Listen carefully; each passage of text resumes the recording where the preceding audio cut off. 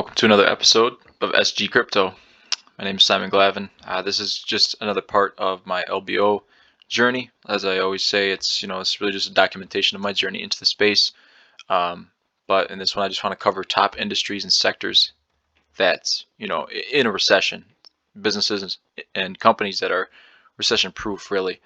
And this is all kind of stemming from my journey, as I said, but also just me trying to find the most prevalent business model I can use to then find a business to acquire. So the first one is the industry in the sector of repairs and maintenance. So auto shops, auto parts stores. In times of economic downturn, people aren't looking to purchase a new vehicle, but are rather looking to repair their current vehicle as it is more cost efficient. And in the past, there have been like clunkers for cash type deals in like past recessions. So that could kind of be a bit of an argument against that. But typically people are trying to mitigate as much cost, as much expensive cost as possible, and so repairs and doing things themselves, which is part of the auto parts store rather than the auto shops. But a lot of people do not have that ability to repair, and so they need experts to provide that service. Secondly, in the repairs and maintenance category is computers and phone repair, and really just electronics repair. No matter the condition of the world that we now live in, the internet will be prevalent throughout it, as it is what 99% of the world functions off of.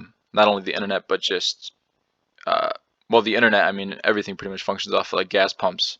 Obviously, tons of businesses, tons of online businesses function clearly off the internet.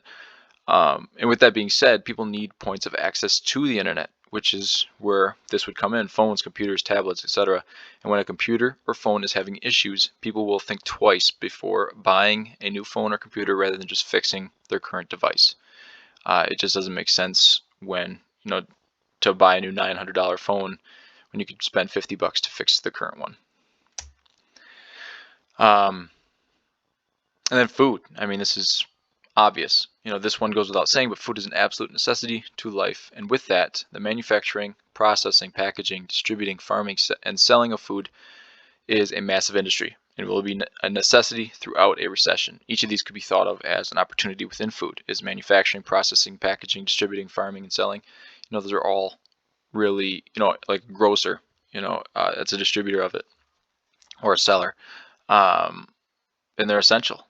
Especially with the term food shortage being thrown around now. Not only would you, as an owner of a business around food in whatever capacity you decide, any of these capacities, would you have constant demand, but you would also have the benefit of direct access, or close to it, depending on what capacity you decide. If you're a farmer, you have direct access to that food.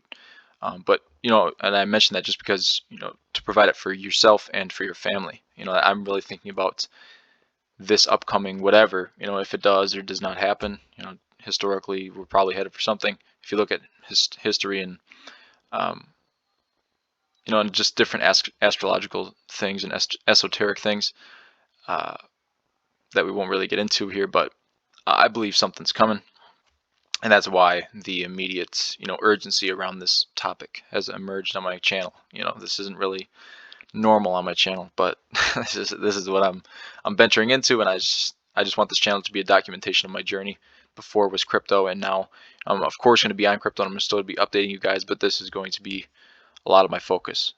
So one last point is that during hard times, dining out is more of a luxury than a common activity, and so there will be more home cooking than usual, and that would again come back to the prevalence of a grocery store or food manufacturing in general. This is an industry, as I said earlier, that I personally will be most interested in pursuing at this time. So freight, I mean, this is again another one. So products need to be moved, whether in a recession or not. This is without a doubt a good business to acquire if the opportunity arises. I haven't looked into the selling of these businesses on how many people are doing it. I will be, of course, because this would be an amazing sector to venture into, if the numbers are right and all that. But in fact, every single sector we have covered thus far and will cover in the next couple slides requires delivery of products. Every single thing, from computer parts, from the delivery to the repair or back to the owner of that device. Parts for vehicles, all that stuff. It all requires some sort of freight, some sort of delivery. And so this is another great business I will be looking into deeply for an opportunity. Food and freight are probably my top two out of this entire list that I'm most interested in. So then we have health. Our health is of course important, and like the food industry, the importance and need for health products and services is always going to be around. You could own a pharmaceutical manufacturing or distribution company.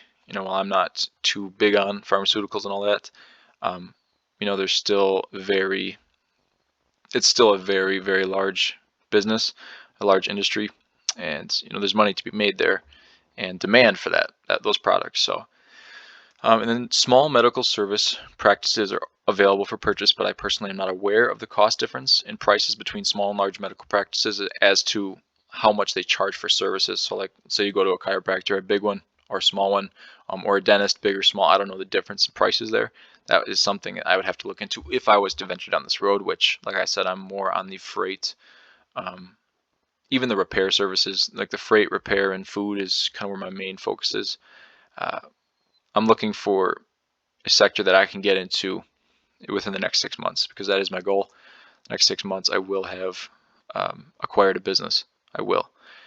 And I bring this up because competition is, of course, a factor in all of this. That's kind of just tying back into the difference in medical prices.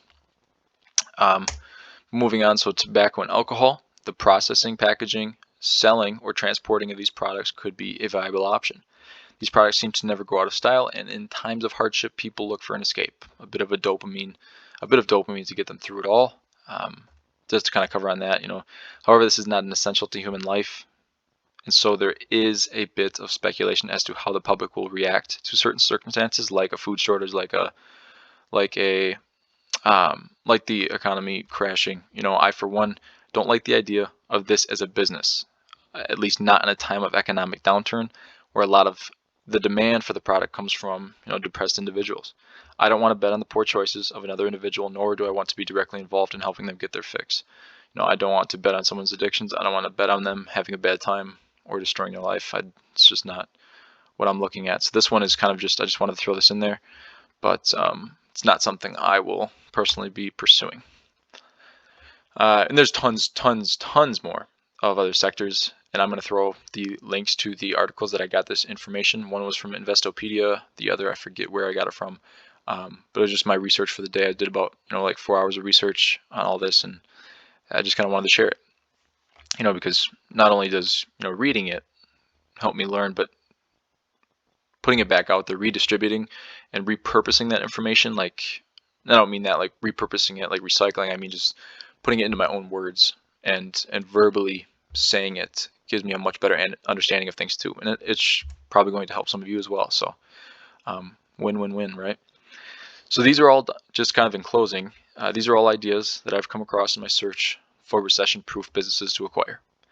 As I've said before, this is a documentation of my journey into the space of LBOs, or leveraged buyouts.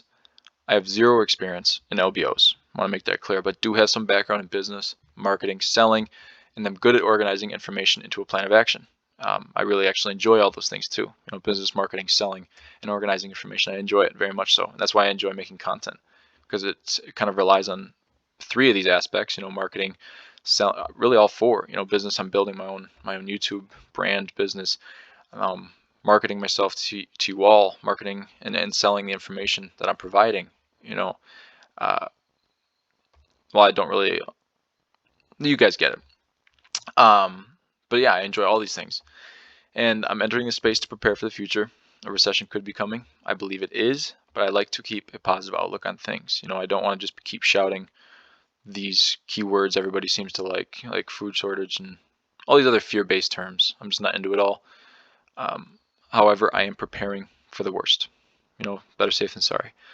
So if any of you have experience in analyzing and putting together financial models, which is used for analyzing LBOs businesses, and putting things like that together, or financial statements, acquiring businesses, if you've done something like this before, an LBO, or merging in acquisitions, acquiring businesses, and anything in between, I would love to chat with you and potentially partner if our goals for the future align.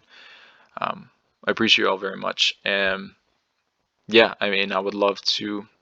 No, I do not plan on doing this all myself.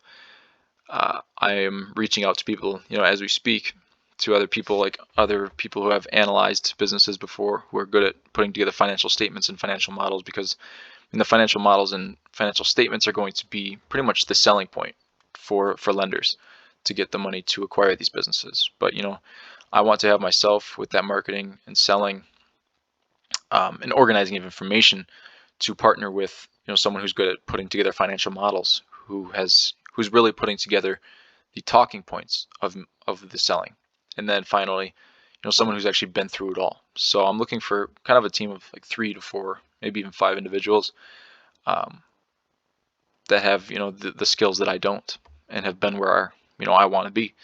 So that's it for this video. There will be more like this coming, and of course I'll be covering the usual crypto, just updates on different platforms, and different interesting things in the space. So I hope you guys enjoyed this video. Any questions, comments, concerns, found I maybe stated some things wrong in this video, please correct me. I would love that very much. We'll learn together. So have a great day. I'll see you in the next one.